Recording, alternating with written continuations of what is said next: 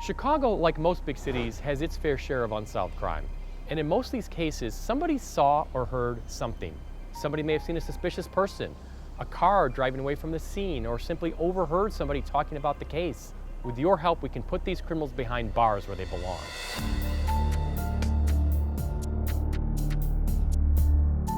Here in Chicago, we have too many unsolved murders. We need your help.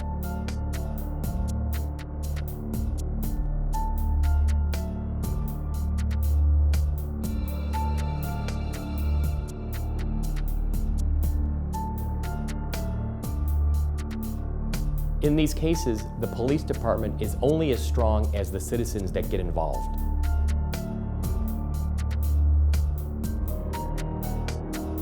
Oftentimes, all the detectives need is a tip, a start. Somebody to call in and say, I saw something. Any little information that you know can be the impetus to solve the entire case.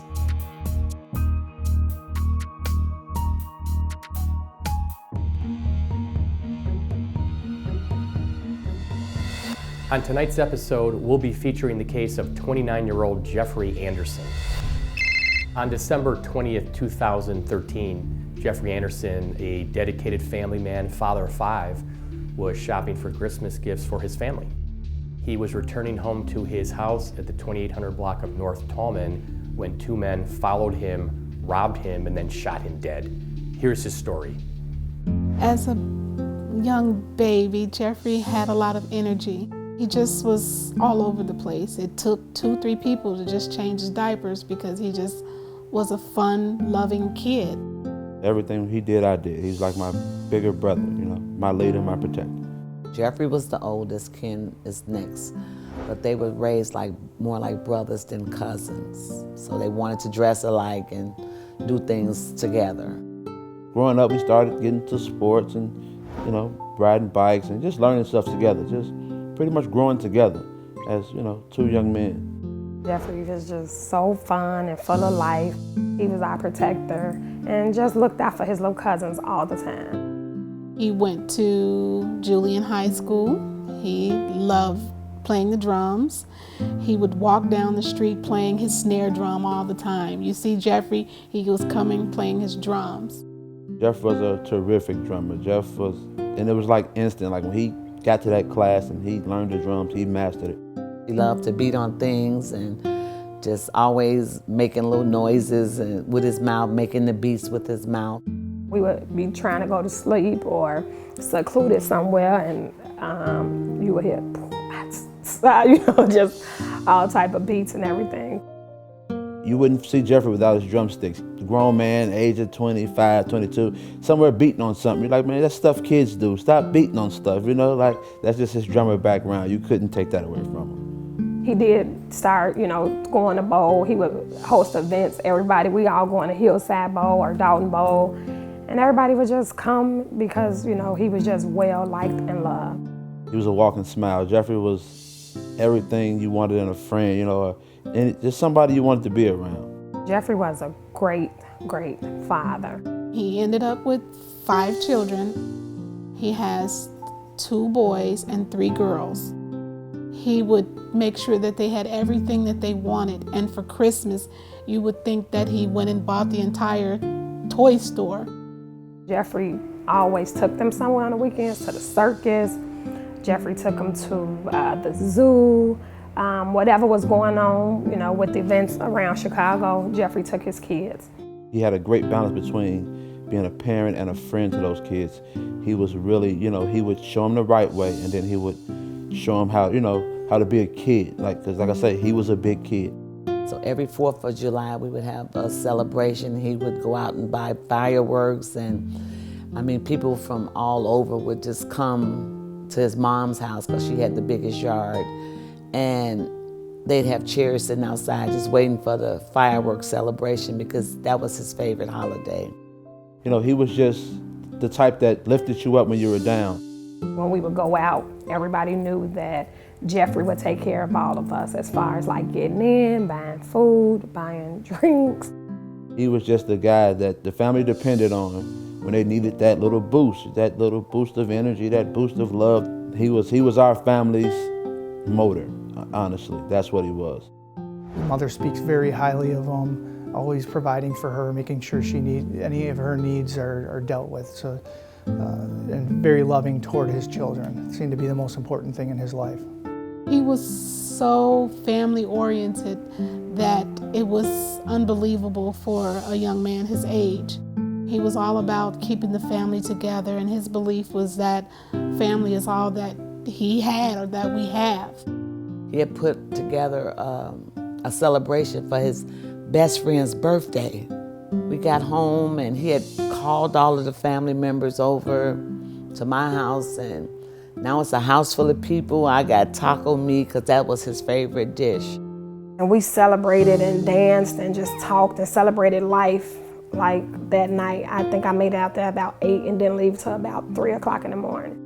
20, 30 people in our house on a Wednesday, and that's like the beginning of the week. But when Jeff said, let's get together, we all would get together. And that was the last time I seen him. Have you been in an accident? Have you been the victim of discrimination or had your rights violated? Have you been injured? If so, the lawyers at Hale Law would love to talk to you. We offer a free consultation. Call me, Andy Hale, 312-870-6926. 312-870-6926. I look forward to talking with you about your case.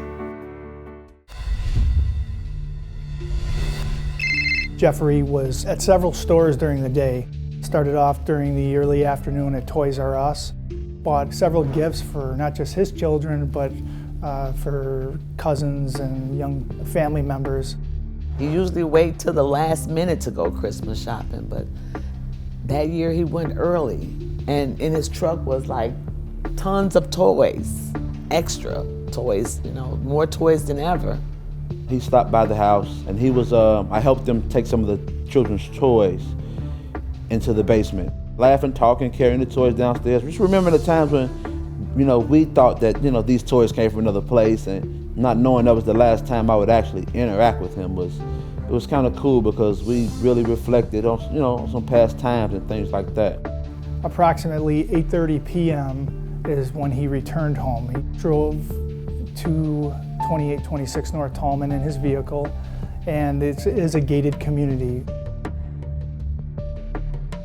He needed a pass number to get into the garage area, and when he pulled into his garage, that is most likely when he was confronted by the offenders. And there is nothing to suggest that inside his house that he was nothing but cooperative with the offenders. Javon, which is the younger boy, wanted a special toy that they only sold at Target. So I texted him, asked, did you get did you order it? And I never got a response back from him. Anytime I would call and text, he would make sure if he wasn't able to answer, he would text me back and say, I'll call you right back. And that was his words, I'll call you right back. It's our belief that he was most likely kept in that main floor area with one of the gunmen, and while the second offender ransacked the home. Jeffrey kept a lot of the Christmas presents inside the trunk of his car, but he also had presents throughout the main floor underneath the Christmas tree. One offender, the male black, the taller subject, left with several items belonging to the victim. He went to the getaway vehicle, and it was at that time when a gunshot was heard. This was approximately the time that the victim's girlfriend was probably getting out of her car, and as she's approaching her apartment, she sees the male black individual leaving with a handgun. Upon finding the victim, she started screaming for help, and she was yelling that her boyfriend was shot. There was a lot of confusion, but a lot of the neighbors heard her screams for help and called 911. I received a call that there was a possibility that Jeffrey could have been killed. At that point, I didn't believe it. I went on to call his phone maybe 30-something times. It's just, just in prayer, answer the phone, just for me. I was just really in disbelief at that point. I was asleep, but I guess my phone was ringing and ringing, and I didn't hear the call. So I just got a real loud boom, boom, boom, boom, boom, knocking on my door. And I'm like, what's going on? What? Oh, whatever. And my friend, she just blurted it out to me. She like, they just found Jeff dead. The victim was discovered just inside the front door of the townhome. There was blood all over the walls, blood spatter on the floor. So it looked as if Mr. Anderson was hit in an artery and bled out at the scene. And I received another call to confirm that it had happened. It was just one of the worst moments of my life. It was just like a feeling that you would never, ever want to feel. Nobody ever want to feel. And so we just got in the car and went to the home. And I seen all my family there. So that's when it hit me, and I just totally lost it, broke down, fell out the car. The police was there, everybody was there, so a lot of people, a lot of relatives. They wouldn't let me go in to see him. I tried to get in. He just said I couldn't go back there and that there had been a homicide. I watched them bring the body out through the back, and then they put him into the wagon and drove off. And from that point on, my whole life changed. It's like my whole world just went black. On December 20th, 2013 at 9:30 p.m., Area North detectives responded to 2826 North Tallman for a homicide. Upon arriving to the scene, we observed the victim lying on the floor, suffering from one single gunshot wound to the chest area. The subject was identified as Jeffrey Anderson. When Jeffrey Anderson was returning home from Christmas shopping, he drove southbound on Tallman to this alley. He drove westbound to the alley and entered with his vehicle through this fence. It is our belief that while the gate was open, they followed him in on foot. And after Jeffrey parked his car in his garage and exited his vehicle, and that's when they approached him at gunpoint and started the robbery. The witnesses observed the offenders exit this fence and then run eastbound toward Tallman to a dark SUV. It is then that witnesses reported that they heard the offenders say, "Go, go, go," to the driver, at which time that the vehicle fled southbound on Tallman toward Diversey and eventually got on the Kennedy Expressway and headed toward the city. Everybody was just trying to contact me, and I just wound up throwing the phone because I couldn't take anything else. I was just at loss for words. All feeling had left my body. I wound up breaking down, falling to my knees. I just can't describe it. It's the worst thing ever, ever. Victim's girlfriend told us that she observed two male blacks leaving her apartment or the area around her apartment, and that they had items that belonged to the victim. When she went into the townhome, she saw the victim lying there. She also noticed that the victim's cell phone was missing. We were able to ascertain that the cell phone was obviously in a vehicle and that it was traveling on the Kennedy Expressway toward the downtown area, and that was around the area that around Jackson and the Expressway is when the signal was lost. There was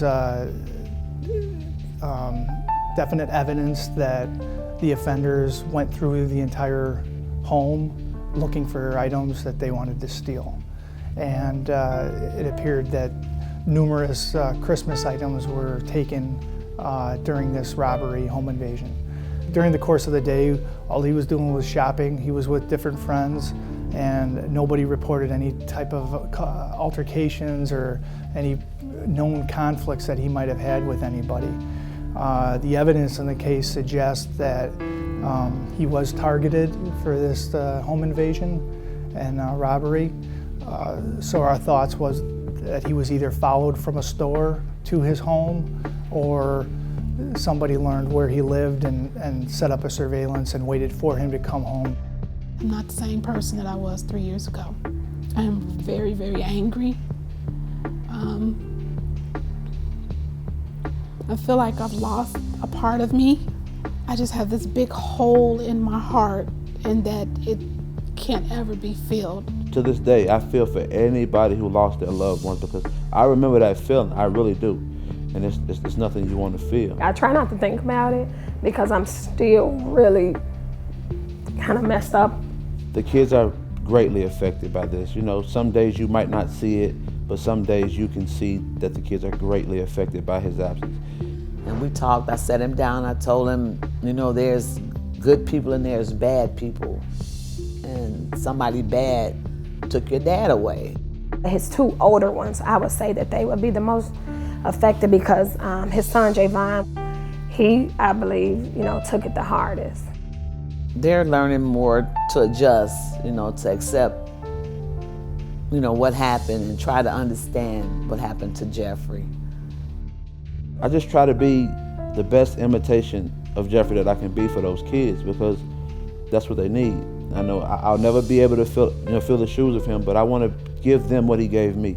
On the 20th day of every month since his passing, we all come together and celebrate his passing. We still can celebrate his life even though he's not here with us. That was a most touching moment for me. It was just a nice event. Very nice event.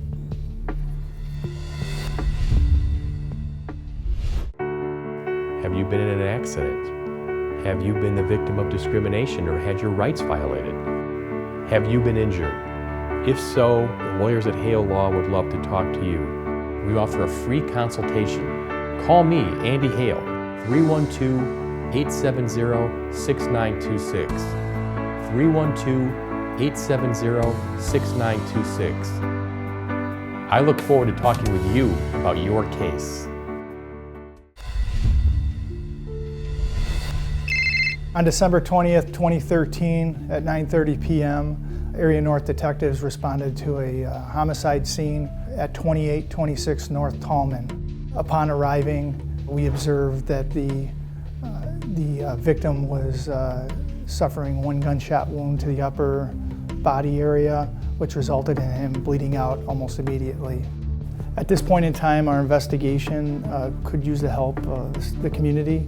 We do have physical evidence that could link individuals to the scene. We just need help identifying who these offenders might be. The victim and the victim's family will never be the same. This was several days before Christmas. The children no longer have a father that they can turn to.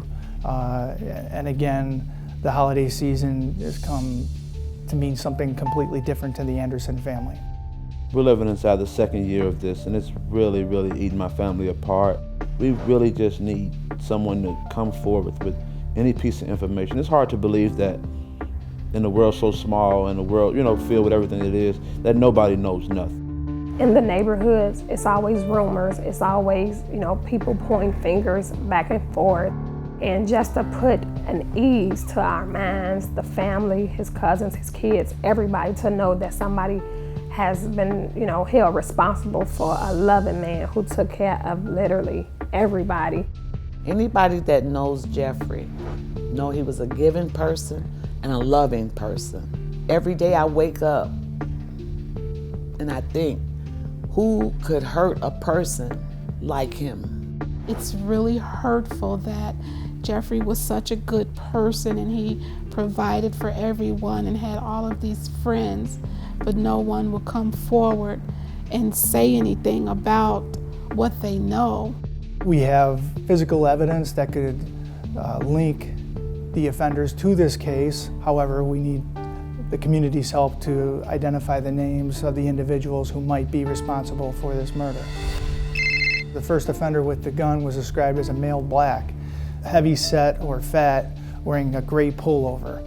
He was specifically seen with a semi-automatic firearm. He was seen getting into a vehicle that was being driven by a second male black who was described as being approximately 6 feet tall, slimmer build, and maybe 160 pounds. Other witnesses reported that this same male black was able to get into the black SUV.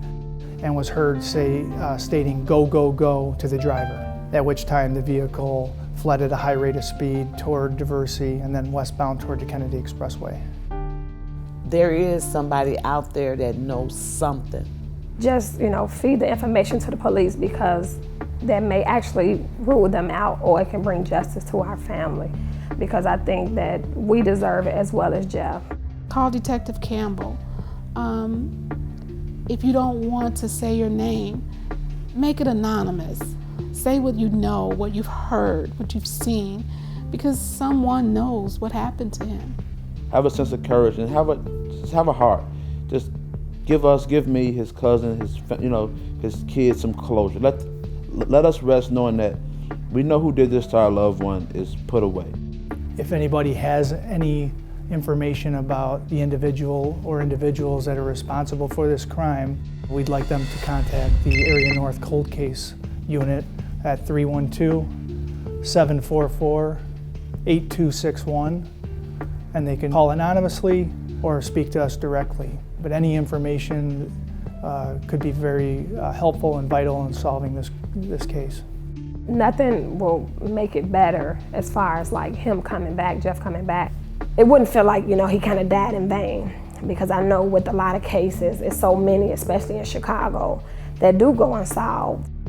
And it's not for revenge or anything, it's just justice. Just justice.